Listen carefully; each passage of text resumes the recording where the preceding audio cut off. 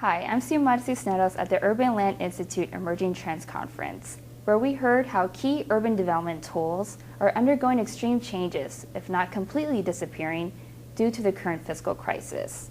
A panel of industry leaders shared with our ULI members some emerging alternatives to the traditional RDA model.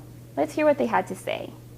Redevelopment may disappear in many cases. It's a new day and it's changing every day.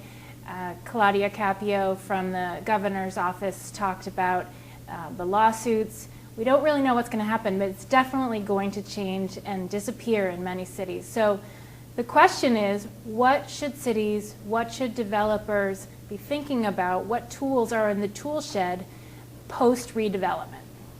6 tools that are likely to become substitutes for redevelopment collectively can be used in an opportunistic way with private partners, and those are development agreements, infrastructure financing districts, Melrose community facilities districts, community benefit districts, or business improvement districts, transfer fees, tradable development rights. A lot of the suburban cities that have had to do large-scale infrastructure projects versus a lot of the urban cities that for the most part are already built out and are really just looking at vertical construction. Again, these suburbs have had a lot of experience with these different types of tools. The City of Dublin, as an example, has never had a redevelopment agency, and they've produced a lot of affordable housing and a lot of housing in general, which is translated to lots of retail and large-scale infrastructure. And largely they've done it on the backs of private developments by being able to give clear, transparent planning and zoning for developers to underwrite to, and being able to approve large projects at a time, such that developers also had time and phasing for these projects.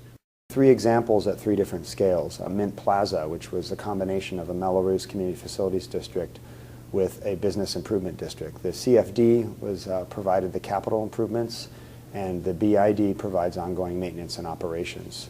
Rincon Hill, an area plan rezoning that was approved in '96, and we came in and provided a very important financing mechanism to build out the public realm, and that is an infrastructure financing district, which may also be paired with a business improvement district for ongoing maintenance.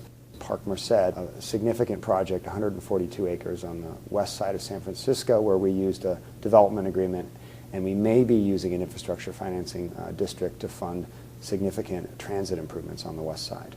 Role of redevelopment, because it's really changing, the state recognizes that the tools and value that it has had will come up again, and particularly for affordable housing, that means perhaps vetting a permanent source of funding for affordable housing in the state and making sure that we can provide the kind of support to develop affordable housing in our cities and counties that's really necessary to provide vibrant and active communities.